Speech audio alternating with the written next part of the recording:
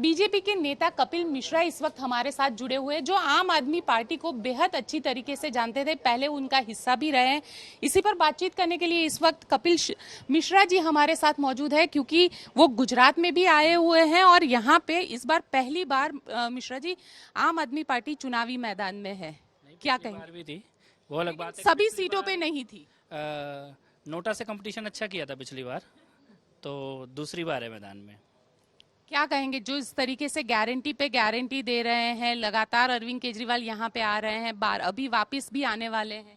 देखिए, मैं ये कहता हूँ कि आप गारंटी उस चीज़ की दीजिए जो चीज़ आपने डिलीवर की हो। जैसे आप यहाँ पे बोल रहे हैं कि हम नौकरी देंगे, तो क्या आपने दिल्ली में नौकरियाँ दी? आपने दिल्ली में नौकरी के बारे में झूठ बोला, 10 लाख नौकरी दी, जबकि सरकार की आरटीआई कह रही है 3241 नौकरियाँ दी हैं। तो तथ्य कहाँ है, फैक्ट कहाँ है? आप गारंटी दे किस चीज़ की रहे हैं? आपने कहा कि महिलाओं को 1-1 हज़ार रुपये दिए जाएंगे मुफ्त में, तो क्या आप पंजाब में दे रहे हैं? क्या आप दिल्ली में दे रहे हैं? वहाँ तो आप तनख्वाह भी नहीं दे पा रहे। इस वक्त पंजाब में कर्मचारियों को तनख्वाह नहीं आई है। जब हम बात कर रहे हैं, अभी तक तनख्वाह नहीं आई है, सैलरी नहीं आई सरकारी कर्मचारियों की। दिल्ली में टीचर सैलरी मांग रहे हैं, उनको सैलरी नहीं मिल रही है। तो आप गारंटी किस चीज़ की दे रहे हैं? आपका 7 साल का जो गवर्नेंस का रिकॉर्ड है, उसमें आपने क्या डिलीवर किया है, उसके बारे में भी बात होनी चाहिए। लेकिन मिश्रा जी, एक चीज सवाल यहाँ पे ये भी खड़ा हो रहा है कि अरविंद केजरीवाल जिस तरीके से गुजरात में आके, क्योंकि दिल्ली का मॉडल, पंजाब का मॉडल आके गुजरात में उस तरीके का गुजरात बनाने की बात कर रहे हैं, तो आप तो उन्हीं के पार्टी में रहे थे, क्या लग रहा है कि उसमें कितना उसको तब्दील कर पाएंगे? नहीं, देखिए, दिल्ली और पंजाब का मॉडल क्या है, मेरे को हम आज यहाँ पर जो हमने सवाल उठाए हैं, वो चर्चा भी यही है कि दिल्ली और पंजाब का मॉडल क्या है विज्ञापन के अलावा। वो उस पर चर्चा होनी चाहिए। क्या दिल्ली में स्कूल बने या पंजाब में स्कूल बने? एक भी ऐसा स्कूल जिसका शिलान्यास आपने किया हो और उद्घाटन भी आपने किया हो, यानी शुरू किया और कंप्लीट किया, एक भी स्कूल, एक भी अस्पताल, एक भी फ्लाईओवर, एक भी स्टेडियम, एक भी कॉलेज दिल्ली में है क्या पिछले 7 सालों में? नहीं है। दिल्ली के स्कूल का 10वीं क्लास का पासिंग परसेंटेज 98 से गिरकर 81 में आ गया पिछले 10 साल में। तो क्या ये एजुकेशन मॉडल आप यहाँ पर लेकर आना चाहते हैं? दिल्ली में छोटा सा शहर होते हुए भी गुजरात का 7 गुना पॉपुलेशन है दिल्ली से ज्यादा। गुजरात में 97% घरों में पानी नल से आ रहा है और दिल्ली में 40% घरों में आज भी टैंकर से पानी आ रहा है। तो क्या ये मॉडल आप यहाँ पर लेकर आना चाहते हैं? या कोरोना में दिल्ली में जो ऑक्सीजन की मारामारी मची और जिस प्रकार से उस वक्त आपने ठेके खोलने शुरू कर दिए मोहल्ला क्लिनिक खोलने की जगह, तो क्या ये मॉडल आप यहाँ पर ले? तो कौन सा मॉडल जिसमें मंत्री शिक्षा मंत्री शराब मंत्री बन जाए, वो मॉडल लेके आना चाह रहे? क्या है वो मॉडल? यही मैं सवाल उठाने के लिए यहाँ पे आया था। लेकिन अरविंद केजरीवाल जी तो ये कह रहे हैं कि जो उनका शिक्षा मॉडल है वो बेहतरीन मॉडल है, जिसे न्यूयॉर्क टाइम्स तक ने कवर किया है, और वो इस बेहतरीन मॉडल को गुजरात में इंप्लीमेंट करवाना चाहते हैं। पूरी तरीके से इंफ्रास्ट्रक्चर उन्होंने बनाया है। मैं यही तो पूछ रहा हूँ कि कहाँ बनाया है वो इंफ्रास्ट्रक्चर और क्या है वो मॉडल। फैक्ट ये है कि 2012 में दिल्ली में 10वीं में 98% बच्चे पास होते थे और 2022 में 81% बच्चे पास हो रहे हैं। तो ये मॉडल है क्या?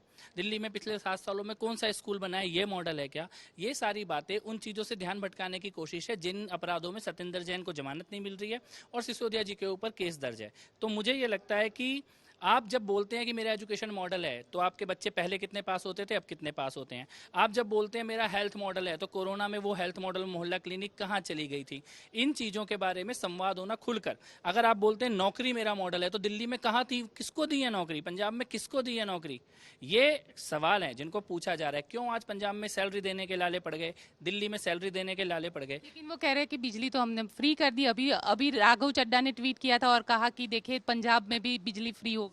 मैं ये पूछना चाहता हूं कि बिजली कंपनियों के भ्रष्टाचार के ऊपर क्या कार्रवाई हुई है पिछले 10 साल में, जिन बिजली कंपनियों से लड़ते हुए आप आए थे? दिल्ली में चाणक्यपुरी, जो कि इंटरनेशनल जितने भी एम्बेसडर्स हैं उनका हब है, सारे दूतावास वहीं हैं, वहीं पर संजय बस्ती में 15 दिन से बिजली नहीं आ रही है। तो इस मॉडल को आप यहाँ पे लेके आना चाहते हैं क्या? पहले आप राजधानी 15 दिन आज ही ट्वीट किया है कि हम सूरत के टेक्सटाइल इंडस्ट्रीज को 24 घंटे बिजली। यही मैं कह रहा हूँ, सूरत से पहले संजय बस्ती में तो दे दो, वो तो राजधानी में है, दिल्ली के बीचों बीच है। दिल्ली के दिल की धड़कन चाणक्यपुरी, जहां सारे दुनिया के दूतावास बने हुए हैं, वहां 15 दिन से बिजली नहीं आ रही है। तो आप सूरत में बिजली देने से पहले संजय बस्ती में बिजली दीजिए। वहां पर हजारों बिना बिजली का, आप कल्पना कर सकते हैं 15 दिन आप बिना बिजली के रह सकते हैं? आपको नहीं रहना पड़ा होगा क्योंकि आप यहाँ पर हैं। दिल्ली में 15 दिन, हजारों परिवार 15 दिन से बिना बिजली के आज रह रहे हैं, आज की तारीख में। आप अभी अपना रिपोर्टर भेज के देख सकते हैं।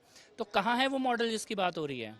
लेकिन एक चीज ये भी समझना चाहते हैं कि लगातार देखिए वहां पे सीबीआई ने शोकॉज नोटिस जारी किया, उन लुकआउट नोटिस जारी किया मनीष सिसोदिया जी के खिलाफ, और प्रेस कॉन्फ्रेंस गुजरात में आके की। क्या लगता है कि गुजरात के वोटर्स को लुभाने के लिए ये सारी चीजें की जा रही है? देखिए, दो चीजों की कोशिश है। पत्थर गुजरात पे मारो, निशाना मोदी जी पे लगाओ और दुश्मनी भारत से निभाओ। तो इस वक्त ग्लोबल स्टेज पर यहाँ वो चुनाव जीतने के लिए नहीं आ रहे हैं, यहाँ पर वो केवल गुजरात को और मोदी जी को बदनाम करने के लिए आ रहे हैं। चुनाव जीतने की ना उनकी यहाँ पर इस वक्त पोजीशन है ग्राउंड पे, ना उनकी वो इंटेंशन है। आपको इंटेंशन समझनी होगी। केजरीवाल और मनीष सिसोदिया गुजरात क्यों आ रहे हैं? पत्थर गुजरात पर, निशाना मोदी जी पर और दुश्मनी भारत से। ग्लोबल जो भारत की आज सिचुएशन है, भारत की आर्थिक जो स्थिति है, कोरोना काल के बाद जिस प्रकार भारत खड़ा हुआ है पूरी दुनिया में एक रोल मॉडल के रूप में, इसको चोट पहुंचाने के लिए जितनी भी भारत द्रोही शक्तियां हैं वो सारी यहीं पर ही आएंगी और कैंपेन चलाएंगी। ये केवल उसका कैंपेन है, ये चुनावी कैंपेन नहीं है, पॉलिटिकल कैंपेन नहीं है। ये गुजरात को, मोदी जी को और अल्टीमेटली भारत को हिट करने के लिए कैंपेन चलाया जा रहा है। लेकिन मनीष सिसोदिया और दूसरे आम आदमी पार्टी के नेता तो कह रहे हैं कि अरविंद केजरीवाल एक अच्छे प्रधानमंत्री भी बन सकते हैं। देखिए, अगर तिहाड़ के कैदियों के बीच में कोई चुनाव होगा तो मनीष सिसोदिया और केजरीवाल उसको जीत पाएंगे, क्योंकि वो रहेंगे ही वहीं आने वाले टाइम में। तिहाड़ कैदी महासंघ का अध्यक्ष बन सकते हैं केजरीवाल जी, और उसके उपाध्यक्ष मनीष सिसोदिया जी बन सकते हैं थोड़े दिनों में, क्योंकि जिस प्रकार का भ्रष्टाचार और करप्शन इन लोगों ने किया है, मुझे नहीं लगता कि तिहाड़ वो तो कहते हैं, लेकिन वो तो कहते हैं कि हमारी सरकार भ्रष्टाचार फ्री सरकार है। तो सत्येंद्र जैन को जमानत क्यों नहीं मिल रही? तो जितेंद्र तोमर कन्विक्ट क्यों हो गए? जिसको इन्होंने बोला ईमानदार है उसको कोर्ट के द्वारा सजा मिली है, कोर्ट ने कन्विक्ट किया है। तो इसका मतलब तो आपकी बात ही झूठी साबित हुई। आपने जितेंद्र तोमर को बोला भारत रत्न मिलना चाहिए, कोर्ट ने कहा कि जेल में जाना चाहिए। आपने सत्येंद्र जैन को बोला भारत रत्न मिलना चाहिए, कोर्ट जमानत नहीं दे रहा है। आप मनीष सिसोदिया को बोल रहे हैं भारत रत्न मिलना चाहिए और खुद ही बोल रहे हैं कि निश्चित जेल जाएगा। तो मुझे लगता है अगली अपने लिए भी भारत रत्न की मांग कर लेंगे थोड़े दिनों में, क्योंकि जेल उनका वही गति है। लेकिन जिस तरीके से गुजरात के अंदर वो गारंटी पे गारंटी दे रहे हैं, कहीं ना कहीं आम आदमी पार्टी ये कह रही है कि बीजेपी नहीं चाहती है कि गुजरात में वो लोग आए और इसलिए उनके खिलाफ इस तरीके की कार्यवाही की जा रही है। किसी गंजे से बाल उगाने का तेल खरीदोगे आप? ये केजरीवाल का गारंटी है। गंजा कंगी बेच रहा है, गंजा बाल उगाने का तेल बेचने निकला हुआ है और बोल रहा है ये तेल लगाओगे तो लंबे लंबे बाल हो जाएंगे। तो भाई अपने उगा ले। दिल्ली में नौकरियां कहाँ हैं? 3,241 नौकरियां पिछले 7 सालों में, और आप गुजरात में कह रहे हो सबको नौकरी दे दूंगा। पंजाब में तनख्वाह नहीं दे पा रहे, गुजरात में कह रहे हैं 1,000 रुपए दे दूंगा। तो मेरे को नहीं लगता कि गंजे से बाल उगाने का तेल, और वो भी गारंटी के साथ, यहाँ तो हीरे को पहचानने वाले लोग रहते हैं, यहाँ नहीं बिकने वाला। चलिए, ये थे कपिल मिश्रा जी, जिनका कहना है कि यहाँ पे हीरे पहचानने वाले लोग हैं और गुजराती लोग हमेशा हीरे को पहचानते हैं।